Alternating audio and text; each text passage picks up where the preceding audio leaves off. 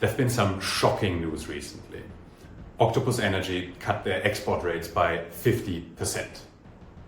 Looking at it more closely, it might come as a relief to you that this only applies to businesses for now, and only as of the 2nd of September. But the big question is, will households with solar panels be next on the list? That is exactly the question we'll answer in this video. And stay with us until the end, because we'll also give you some tips on how you can protect yourself against this drop in export rates. So will households be next? We don't have insider knowledge, and it's always difficult to predict the future. But there's one simple indicator we can look at, and that is if Octopus Energy is making any money on the exports at its current rates.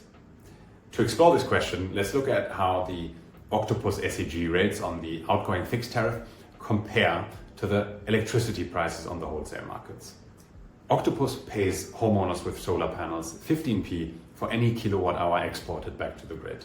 And most of these exports will happen between 10 a.m. and 2 p.m.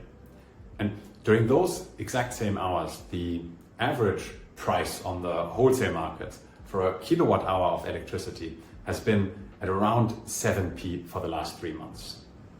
This means Octopus is currently losing money on these SEG contracts. And even if you were to consider the grid operator's charge of roughly 5p per kilowatt hour, which they charge to transport the electrons into your home, they would still be making a loss on these tariffs. Let me repeat that. Octopus could purchase the electricity for a lot less on the wholesale markets compared to buying it from you as a homeowner with solar panels.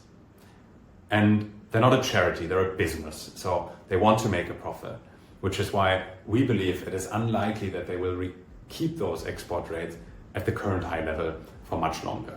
But what about market prices in the future? Again, it's difficult to predict the future, but we believe that with the rapid build out of renewables in the UK, the electricity production during those sunny hours will only increase from here.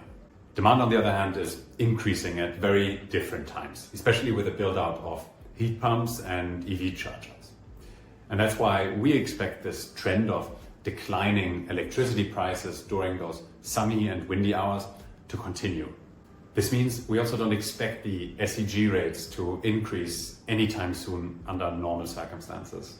That is, if we don't have another energy crisis. So the big question is, how can you as a homeowner with solar panels protect yourself against this drop in export rates?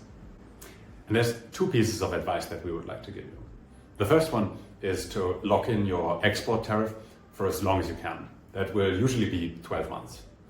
The second is to install battery storage if you don't have one already. This will allow you to store the electricity either for later consumption or to export it at a later time during the day at a higher rate. And it will prevent your system from exporting electricity when it's produced, because that's usually when the prices tend to be low. The good news is that battery prices have plummeted recently. And even at current SEG rates, an investment into such a battery typically pays back after 5 to 8 years. And as SEG rates decrease, the payback period on those batteries will also decrease. If you have solar panels but no battery yet and you want to protect yourself against this upcoming drop in SEG rates, check out the battery planning tool that we've linked in the comments below.